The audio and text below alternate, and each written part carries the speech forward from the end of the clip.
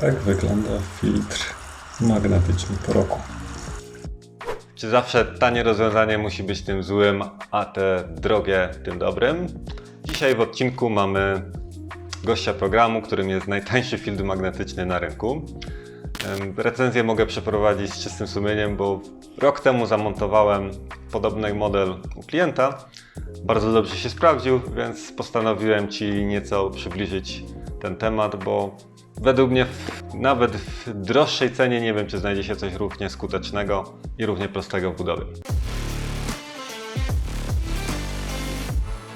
Filtr w instalacji powinien być zawsze, w instalacji ogrzewania przed pompą. I najczęściej montuje się filtry siatkowe. Natomiast dzisiaj chciałbym Ci pokazać niewiele droższy w skali inwestycji filtr magnetyczny. Ja go chyba kupiłem za 140 zł, więc jest to niewiele. Pamiętam jeszcze czasy, kiedy tak naprawdę producentów filtrów magnetycznych było niewielu i tak naprawdę były rozwiązania tylko za 500-600 zł w górę. A dzisiaj mamy nawet i taką chińszczyznę, bo to w zasadzie, mimo że tu jest jakiś producent, ja go nie reklamuję, po prostu akurat od niego był najtańsza aukcja, bo tego typu filtry są sprzedawane pod różnymi markami i mnie interesuje tak naprawdę cała ta seria tych rozwiązań, które są, wyglądają dokładnie tak, albo są też w plastikowej obudowie. Więc do rzeczy. Czemu w ogóle filtr magnetyczny może Ci się przydać? Kiedy masz instalację wykonaną choćby częściowo z metalu, ten metal z czasem rdzewieje, no i w instalacji krążą drobne fragmenty tlenku żelaza, który powstał w efekcie właśnie korozji. To są bardzo niewielkie drobiny, które po prostu sobie krążą, osiadają sobie na różnych elementach, częściowo je niszczą, i ich nie ma szans jakby wyłapać tradycyjnym filtrem siatkowym, no bo one są zbyt drobne. I tutaj nam z pomocą przychodzi filtr magnetyczny, bo w tym rozwiązaniu oprócz siatki, która akurat tutaj też jest, to jest dużym plusem, bo często nawet w tych droższych filtrach magnetycznych mamy tylko filtr magnetyczny, a tutaj mamy i filtr magnetyczny i siatkowy w jednym, co jest super rozwiązaniem, bo po pierwsze jest to niższy koszt, a po drugie nie zajmuje tyle miejsca.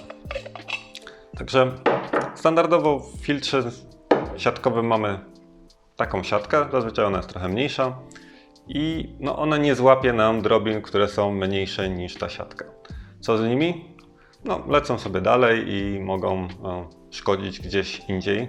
Na pewno nie spowodują od razu awarii, ale z czasem na przykład mogą spowodować zużycie szybsze łożyska pompy, bo tam na pewno dotrą. Także to zawsze powinno być, bo taka wkładka filtrująca wychwyci nam większe fragmenty i fragmenty niemetaliczne, typu choćby nawet konopie, które w trakcie skręcania później gdzieś zostają w instalacji i pływają sobie, więc taki filtr siatkowy nam to wyłapie. Natomiast już tych fragmentów magnetycznych mniejszych od wielkości oczka nie wyłapie i tutaj przychodzi z pomocą magnes, który po prostu przyciąga wszystkie drobiny żelaza do siebie. I tu jest bardzo fajna konstrukcja, bo właśnie jest jedno i drugie, jak też wspomniałem wcześniej. Jest to bardzo małe, mieści mi się w dłoni. Jest niedrogie, więc czego chcieć więcej, można by rzec. Może ciut lepszej jakości wykonania, ale tak naprawdę jest bardzo, bardzo dobrze jak na tą cenę. Jak to działa? Woda powinna wpływać jednym z krójców, ten albo ten u góry, i wypływać tędy, albo na odwrót, wpływać krójcem tym tutaj i wypływać którymś z tych. To jest ważne, żeby korzystać zarówno z filtra siatkowego, jak i magnetycznego, żeby właśnie były te wykorzystane któreś z tych dwóch par. Owszem, możemy puścić wodę tak po prostu przez niego w ten sposób, natomiast wtedy tylko skorzystamy z magnesu, co uważam, że nie jest do końca optymalne. Do takiego filtra albo są wersje, gdzie od razu przychodzi on z jednym zaworem odcinającym. Dla mnie wątpliwej jakości, więc docelowo wolałbym raczej dać swoje, za które jestem pewny.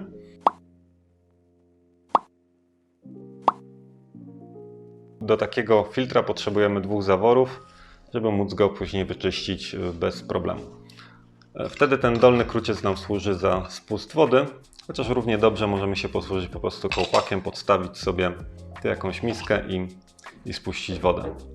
Dla ułatwienia czyszczenia magnes jest wykręcalny i to jest dosyć pomocne, ponieważ gdy magnes jest zamontowany, będzie nam trudno pozbyć się wszystkich opiłków. Więc jego można wykręcić, no i wtedy spokojnie można opłukać zarówno siatkę, jak i ten pręt z magnesem. Na końcu filmu załączę film z tego, jak wyglądał taki filtr po roku użytkowania.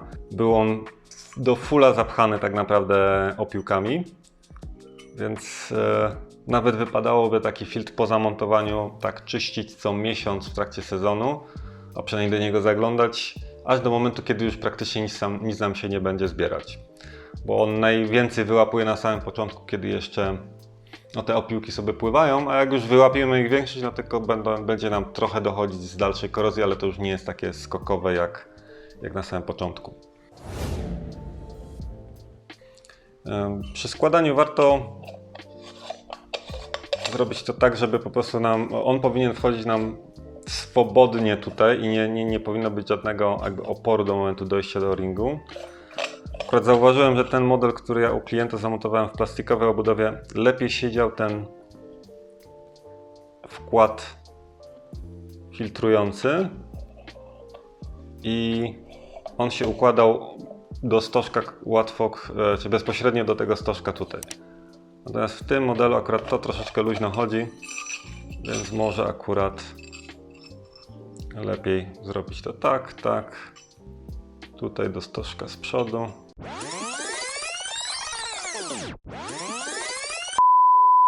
Po małej przerwie przy składaniu tego filtra wkładka filtrująca musi trafić w stożek, który jest z tyłu, zarówno który jest z tyłu i który jest tutaj z przodu. Akurat w tym filtrze, który miałem zamontowany u klienta, tutaj to mocno siedziało i jakby cały czas było prostopadle, natomiast tutaj jest to luźniejsze i miałem problem, żeby to złożyć. Więc jest to minus tego akurat, trzeba to od razu powiedzieć. Czy duży? No mi tutaj wystarczy kawałek papieru, żeby po prostu to się trzymało, żeby łatwo się po prostu skręciło, a nie przechyliło i wtedy jakby poczujecie opór przy skręcaniu i owszem, można to przegwałcić, w cudzysłowie, ale no wtedy ta wkładka stalowa już nie będzie nigdy taka sama. Może mieć dziurę, przez którą będzie przelatywać nam brud. Więc z całości jakby produktu, no to jest na pewno rzecz, na którą warto zwrócić uwagę. Jest to w pewien sposób minus, chociaż drobnostka w porównaniu do tego, co według mnie tutaj otrzymujemy. Także podsumowując, jeżeli szukasz małego filtra magnetycznego, który zarówno ma wkładkę z filtracją siatką, to jest to rozwiązanie jak najbardziej dla Ciebie.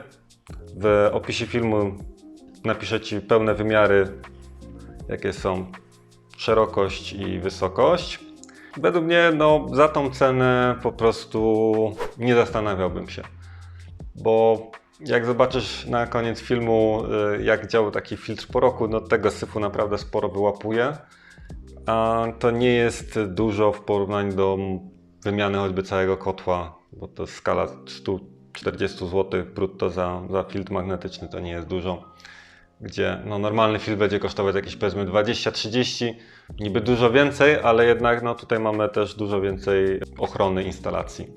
I o ile można by mieć zastrzeżenia do tanich jakichś zaworów, gdzie są ruchome elementy, no to tutaj tak naprawdę mamy cały korpus mosiężny, nie ma co tutaj się zepsuć, jest tutaj o-ring uszczelniający, który też w razie czego można wymienić.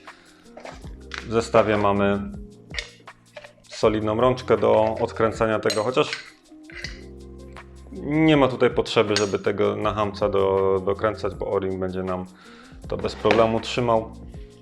Co do 2 wersji, które występują na Allegro, mamy tą, którą tutaj trzymam w rękach i jest też wersja z plastikową częścią tego korpusu. Czemu wybrałem tą akurat do recenzji? Bo ta przyszła bez zaworu. Tą można kupić bez zaworu w zestawie, a tak jak wspomniałem, osobiście jakoś nie ufam chińskim zaworom. Po prostu nie znam jego jakości, więc wolałbym dać swój, a tamten poszedłby do kosza.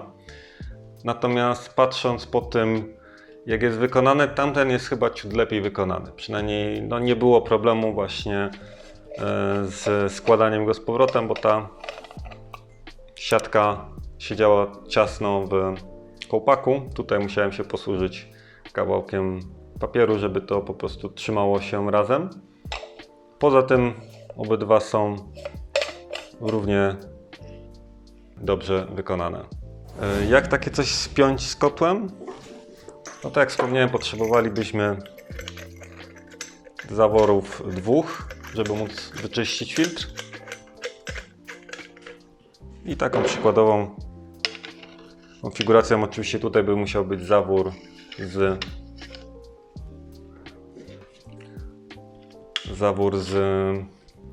jak to się nazywa, z motylkiem, a na dole też zawór z motylkiem, no bo tu byśmy mieli tu będzie pewnie mało miejsca, gdybyśmy to chcieli zmieścić przy kotle.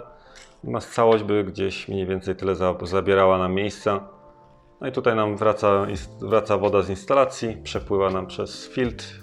Mamy 2 zawory, więc w całości by to gdzieś tyle zajęło miejsca. Niewiele więcej tak naprawdę niż zwykły filtr siatkowy, a jest dużo lepsza ochrona. A też jest dostęp do wszystkiego. Także od siebie bardzo polecam takie rozwiązanie. Jeżeli mamy instalację grzejnikową, to jak najbardziej. Jeżeli jest to czysta podłogówka, no to tam mamy teoretycznie sam plastik, może już to nie jest aż tak potrzebne, raczej niekoniecznie, ale gdy są grzejniki albo gdy jest w ogóle stara instalacja, w którą się wpinamy z nowym urządzeniem, według mnie wtedy bezwzględnie filtr magnetyczny się przyda, albo bardzo dobre wypłukanie instalacji, ale w tej cenie myślę, że warto brać. Mimo drobnych uwag. Także zapraszam Cię do zobaczenia, jak wyglądało czyszczenie takiego filtra po roku. A ja tymczasem Ci dziękuję za uwagę i do zobaczenia w kolejnym materiale. Cześć!